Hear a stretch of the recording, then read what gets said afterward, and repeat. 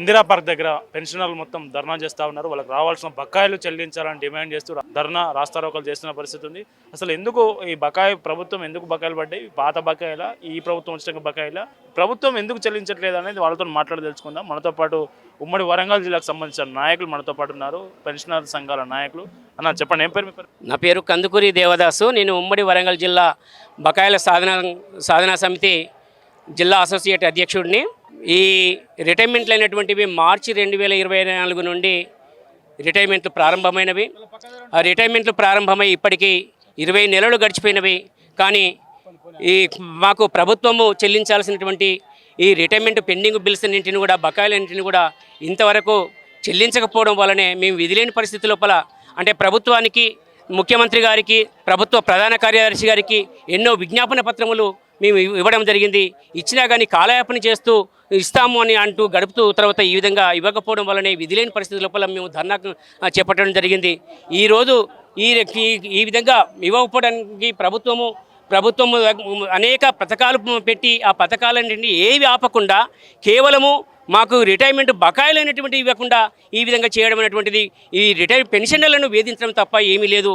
తర్వాత ఈరోజు ప్రభుత్వము మాకు ఇవ్వాల్సినటువంటివి కేవలం 6,500 కోట్లు అయితే మా అందరి రిటైర్మెంట్ అయినటువంటి ఆ పెన్షన్లందరికీ సరిపోతాయి. ఆ 6,500 అయినటువంటి కోట్లు అనేటువంటివి మీ దగ్గర ఉన్నాయి. తర్వాత మీరు అనేక పథకాలకు పెడుతున్నారు, తర్వాత అవన్నీ చేస్తున్నారు. అదేవిధంగా మాకు ఇవ్వాల్సినటువంటి బకాయిలు అనేటువంటి కూడా మీరు ఇవ్వకపోవడం చాలా బాధాకరము. ముఖ్యంగా మేము దాచుకున్నటువంటి జీపీఎఫ్ అనేటువంటి మా డబ్బులు మాకు ఇవ్వకుండా మీరు అనేక వేరు పథకాలకు దారి మళ్ళిస్తూ ఆ విధంగా పెట్టడం అటువంటి చాలా బాధాకరము. మీరు ఎందుకు ఆ విధంగా మా డబ్బులన్నిటువంటి వేరే పథకాలకు వినియోగించుకుంటున్నారు? తర్వాత ఈ విధంగా ఇప్పటికి జీపీఎఫ్ కానీ, తర్వాత జిఐఎస్ కానీ, టీహెచ్జిఎల్ఐ కానీ ఇవన్నీ మా డబ్బులే. ఇవన్నీ మా డబ్బులు మాకు చెల్లించాలి. తర్వాత మీరు కేవలం మాకు కమిటీషన్ అనేటువంటిది ఇవ్వాల్సిన ఉన్నది. ఆ కమిటీషన్ అనేటువంటి ఇచ్చిన తర్వాత మళ్ళీ మీ ప్రభుత్వానికి నెల మళ్ళీ మేము తిరిగి చెల్లించాల్సి ఉంటుంది.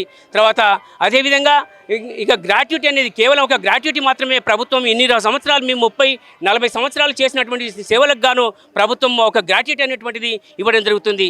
అదేవిధంగా గత పిఆర్సీ లోపల 2020 పిఆర్సీ లోపల పెండింగ్ ఆ బకాయిలు అయినటువంటిది గత ప్రభుత్వం చేసినటువంటిది గత ప్రభుత్వం ఏ విధంగా హామీ ఇచ్చిందంటే మేము చనిపోతే కానీ లేదా రిటైర్మెంట్ అయిన తర్వాత చెల్లిస్తామని చెప్పి అనడం జరిగింది. ఆ రిటైర్మెంట్ పిఆర్సీ బకాయిలు అయినటువంటివి, ఆ పిఆర్సీ ఏరియాస్ అనేటువంటివి మార్చి 2025 నుండి ఇప్పటి వరకు మళ్ళీ తిరిగి చెల్లించడం లేదు. 25 వరకు చెల్లించారు, ఫిబ్రవరి 25 వరకు చెల్లించారు. కానీ మళ్ళీ ఇక మార్చి 2025 నుండి ఇప్పటి వరకు ఆ పిఆర్సీ బకాయిలు కూడా చెల్లించడం లేదు. తర్వాత సర్వీస్లో ఉన్నప్పుడు చేసుకున్నటువంటి సరెండర్ లీవ్లు అనేటువంటి కూడా ఇవ్వడం లేదు. తర్వాత లీవ్ ఎంకాష్మెంట్ అనేటువంటిది ఇవ్వాలి. తర్వాత డిఏ పెంచారు. ఆ డిఏ పెంచినటువంటిది కూడా ఇప్పుడు జూన్లో డిఏ పెంచారు. ఆ పెంచినటువంటి డిఏ 28 విడతలు చెల్లిస్తామని చెప్పారు. కానీ 28 నెలలుగా చెల్లించాల్సినటువంటి ఆ యొక్క డిఏ ఏరియాస్ కూడా ఇప్పుడు 5 నెలల నుంచి కూడా పెండింగ్లో ఉన్నాయి. ఇవన్నీ కూడా మాకు రావాల్సినటువంటి రిటైర్మెంట్ బకాయిలన్నింటిని కూడా ఏకమొత్తం లోపల వెంటనే మాకు చెల్లించాలని ఈ ధర్నా శిబిరం పక్షాన మేము ప్రభుత్వాన్ని డిమాండ్ చేస్తూ ఉన్నాము. 2024 మార్చి నుండి రిటైర్డ్ అయిన ఉద్యోగస్తులకు నేటి వరకు కూడా మరి ఆ రిటైర్మెంట్ బెనిఫిట్స్ ప్రభుత్వం ఇప్పటివరకు ఇవ్వలేదు. మేము ప్రభుత్వాన్ని కోరేది ఒకటే, మేము 35 నుంచి 40 సంవత్సరాలు దాచుకున్న డబ్బులు, మా డబ్బులను మరి రిటైర్డ్ రోజే మాకు ఇవ్వాల్సి ఉన్నది. కానీ ప్రభుత్వాలు అనేక సంక్షేమ పథకాల పేరిట మరి పెట్టుకుంటూ మా డబ్బులను, మేము దాచుకున్న డబ్బులను మాకు ఇవ్వకుండా ఈరోజు రిటైర్డ్ అయిన ఉద్యోగస్తులందరూ ఈ ధర్నా చేస్తున్నాం. ఈరోజు ఈ ధర్నా ద్వారా మేము ప్రభుత్వాన్ని కోరేది ఏంటంటే, ఇప్పటికీ 26 మంది చనిపోవడం జరిగింది, అనేక మంది హాస్పిటల్లో ఉన్నారు. మేము ఈ ధర్నాతోటే కాదు, ఇక ముందు జరగబోయే ప్రతి ఉద్యమంలో మేము ఈ ప్రభుత్వానికి మా సత్తా ఏందో చూపిస్తాం.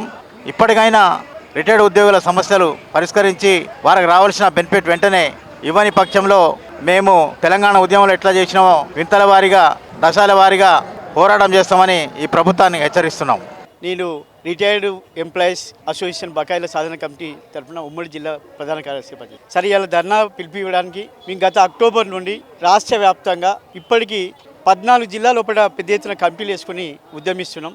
ఇలా విశ్రాంతి ఉద్యోగులమైన మేము అవిశ్రాంతంగా పోరాటానికి దిగవలసిన పరిస్థితి ఈ ప్రభుత్వం పాలన పేరుతో వచ్చిన ప్రభుత్వం ఇలా రోడ్ల మీద నెట్టేసింది. ప్రధాన కారణం ఏంటి సార్ అంటే 2024 తర్వాత రిటైర్మెంట్ అయింది. 2024 రిటైర్మెంట్ ఉన్నదని తెలిసి ప్రభుత్వం తెలుసు. గత 2 సంవత్సరాల కింద 20 నెలల కింద ప్రభుత్వం అధికారంలోకి వచ్చినప్పుడు గత ప్రభుత్వం ఉద్యోగులకు జీతాలు ఇవ్వలేని పరిస్థితుల పట 10వ తారీఖు 12వ తారీఖు 15వ తారీఖు ఇచ్చే పరిస్థితుల పట ఆ ప్రభుత్వం ఉద్యోగుల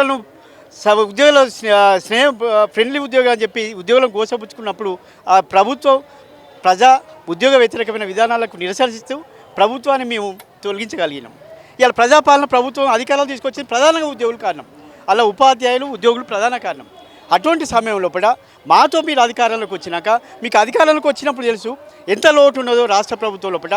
ఆ లోటు విషయం లోపల మా అన్నది డబ్బులు మీరు దాచుకున్న డబ్బులు, మా డబ్బులు మాకు ఇవ్వండి, మీ అదనపు బెనిఫిట్స్ ఏమో అడుగుతలేం, అదనంగా ప్రభుత్వం నుండి ఏ విధమైన సంక్షేమ కార్యక్రమం మేము కోరుకుంటలేం, మాకేం చేయకండి, మా దాచుకున్న డబ్బులు మాకు ఇవ్వండి. ఇలా మీరు చెప్తున్నారు ప్రెస్ మీట్ లోపల ఇలా 18,000 కోట్లు వస్తున్నాయి, అలా 6,000 కోట్లు ఇలా ఇంట్రెస్ట్లే కడుతున్నా అని చెప్తున్నారు. 6,000 కోట్లతో సంక్షేమ పథకాలు.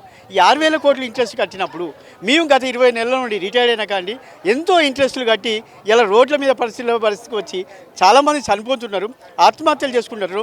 ఇవాళ మానసిక స్థితి కోల్పోయి ఇవాళ ఇంట్లో నుండి వెళ్ళిపోయే పరిస్థితి, ఇలా ఉద్యోగులు తీసుకొచ్చిన పరిస్థితి. ఇలా రాష్ట్ర వ్యాప్తంగా విద్యారంగాన్ని అభివృద్ధి చేసి ప్రతి ఒక్కరికి విద్యను అందించి ఇలా రాష్ట్ర అభివృద్ధికి తోడ్పడుతున్న ఉద్యోగులను ఈ విధమైన ద్రోహం చేసుడు ఇలా ప్రభుత్వానికి తగదు. ఇప్పటికైనా ప్రభుత్వం తెలుసు, ప్రభుత్వం బడ్జెట్ పెట్టేటప్పుడు బడ్జెట్లో కూడా రిటైర్ అయిన ఉద్యోగులకు బడ్జెట్ అయితే ఉంటాయి కదా, ఆ బడ్జెట్ ఉండాలి కదా. ప్రజాపాలన పేరు మీద వచ్చి గత ప్రభుత్వం అన్నీ చేసిన ద్రోహాలన్నింటినీ నేను ఖచ్చితంగా మార్చాలని చెప్పినావు.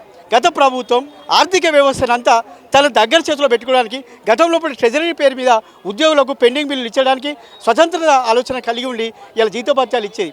ఇలా ట్రెజరీని ఎత్తేసి ఇవాళ కేంద్రీకరణ చేసుకొని ఈ కుబేరాన్ని తీసుకొచ్చి ఇలా ఏ విధమైన ప్రభుత్వం చెల్లించే తప్ప ఎట్టి పరిస్థితుల్లో డబ్బులు లాంటి పరిస్థితుల్లో ఉన్నది.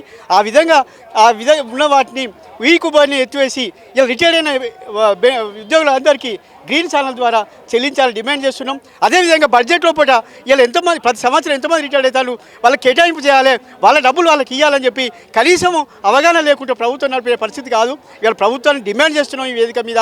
భవిష్యత్తు లోపల పెద్ద ఎత్తున పోరాటాలు చేసి ఇలా ప్రభుత్వం ఉద్యోగులతో పెట్టుకుంటే గత ప్రభుత్వాలు ఏమైందో మీకు తెలుసు.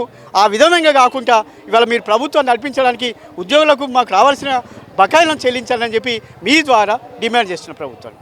సార్ నా పేరు మోటే సత్తయ్య, యాదాద్రి జిల్లా. సార్ నేను 41 సంవత్సరాలుగా ఉపాధ్యాయ వృత్తిలో పనిచేసిన, ఆ తర్వాత మార్చి 24లో రిటైర్మెంట్ అయినా.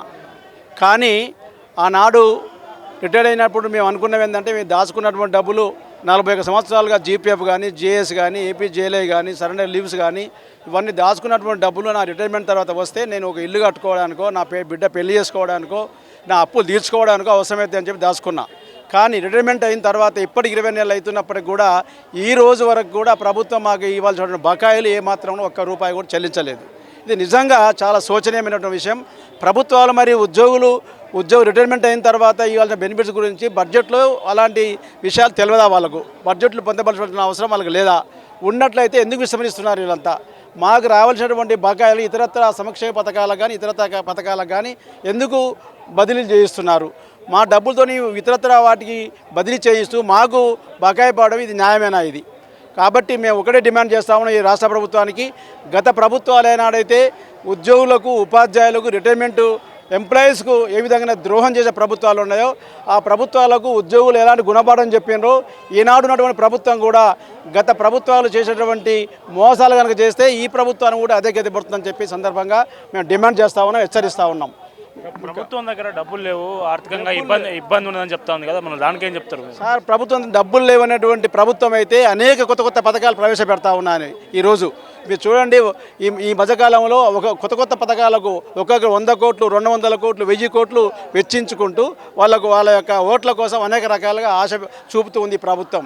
మాకు కేవలం 14,000 మాత్రం రిటైర్మెంట్ అయిన ఈ రాష్ట్రం లోపల 14,000 మందికి సుమారుగా 7-8 కోట్లు అయితే సరిపడుతుంది ఆ బడ్జెట్.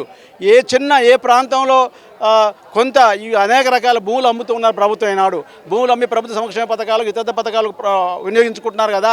మరి మాకు బకాయి ఉన్నటువంటి ఆ యొక్క మా 7,000-8,000 కోట్ల రూపాయలని దేని నుంచో తీసి వచ్చి మాకు విడతల వారుగా ఇవ్వచ్చు కదా. మా యొక్క కుటుంబాలను ఆదుకోవచ్చు కదా.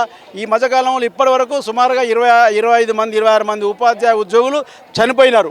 ఆత్మహత్య చేసుకున్నారు, పెళ్లిళ్ళు చేయలేక, అప్పులు కట్టలేక, రకరకాల ఇబ్బందులతో వాళ్ళందరూ కూడా ఇబ్బంది పడుతున్నటువంటి తరుణం ఈ తెలంగాణ రాష్ట్రంలో.